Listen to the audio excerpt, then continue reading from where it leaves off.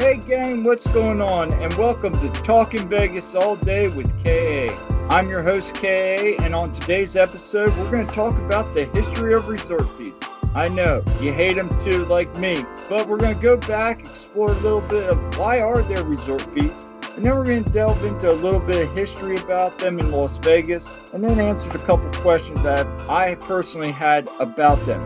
Make sure to hit that like button, click subscribe, and smash that notification bell so that you can get up to date when we drop new episodes. So let's get started on Talkin Vegas all day with me, KA.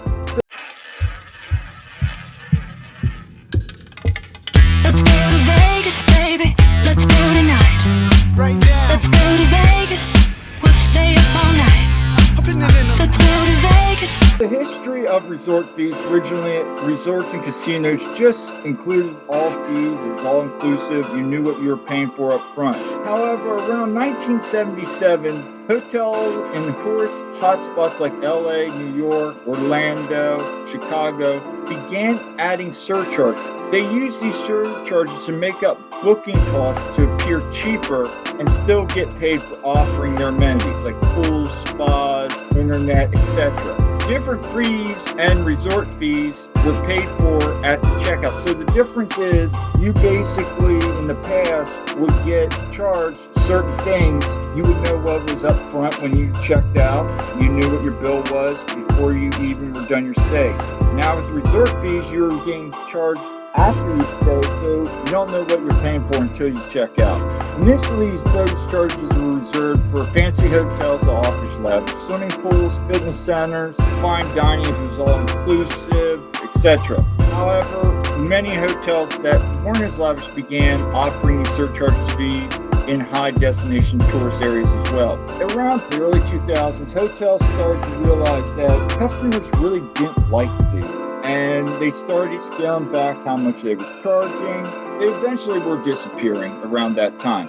Now, in Las Vegas, just a little bit of history there, the Stacy casinos were the first Las Vegas casinos to roll out extra charges beyond booking. They called them fuel surcharges, covering fees like phone service, swimming pool, gym access, and more, which, as we all know, that's basically what you are getting covered for with your resort fees. Around 2003-2004, the Hilton, Starwood, and Wyndham chains also joined in, and by roughly 2004-2005, all of these chains were doing that. However, they were facing class action lawsuits in other areas of the country, not just Las Vegas. When they started dropping around 2005, Cincinnati as a whole saw fewer visitors by the late 2000s, as we know. This point also marked the Great American Recession. Consumers were playing out expenses such as Vegas trips, and this is where the Vegas casinos once again turned to resort fees. And their justification was, we're going to make a little bit more money, but we're not going to let them know. Rather than giving the guests the options to pay for pool pass Wi-Fi, they began giving it to them up front. However, as some of you know, you still have to, in certain places, pay for that extra good internet. If you're working on business trips in Las Vegas, as I have, sometimes you got to pay for that extra, really nice internet rather than very slow landline stuff. By 2013, though, every company that owned a property on the Strip was requiring resort fees. And this basically throughout Las Vegas on the Strip, downtown, and some of your nicer off-Strip properties became status quo.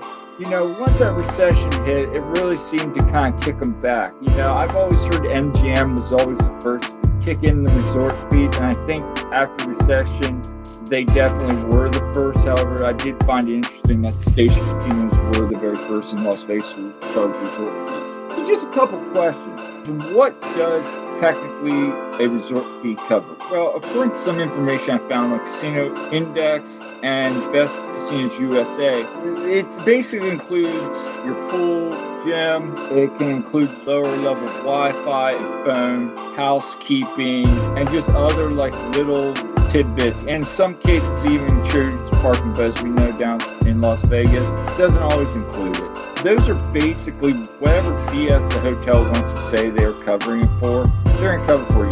My wife and I at JA one time did a little fee analysis, and I think the resort fee was $35. based on what we were seeing, I think they were still making $10. But when you think about it, you get 1 million guests, whatever you're making, that's an extra $5 million a year for us. That's easy money when you look at all the price points and all that. So another question, are they legal? Well, in some states, they're not. Some states have gotten away with them. In Pennsylvania, I believe they're still legal. When I was looking, I saw some places said yes, some places said no.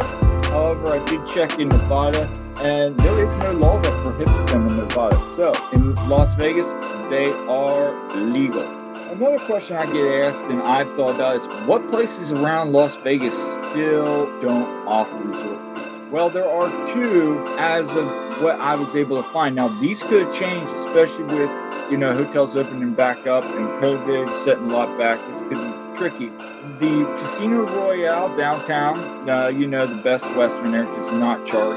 Believe it or not, downtown, the Four Queens does not charge either. Most off-strip properties that do not have a casino do not charge. So some of those places by the convention center, they're just that hotel.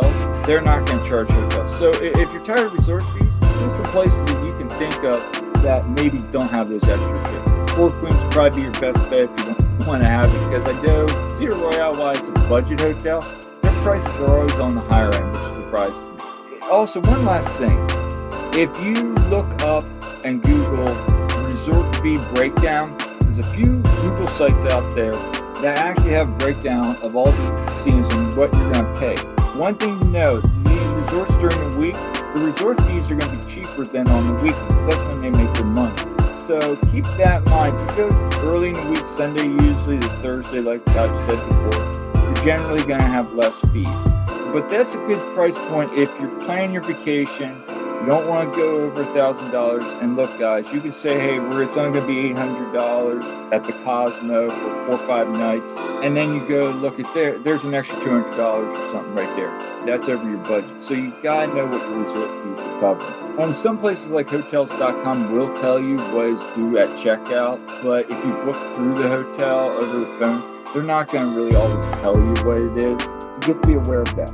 Anyway, hope you guys enjoyed this episode today. Make sure to hit that like button, click subscribe on your way out, and we'll see you next time on Talkin' Vegas All Day with K.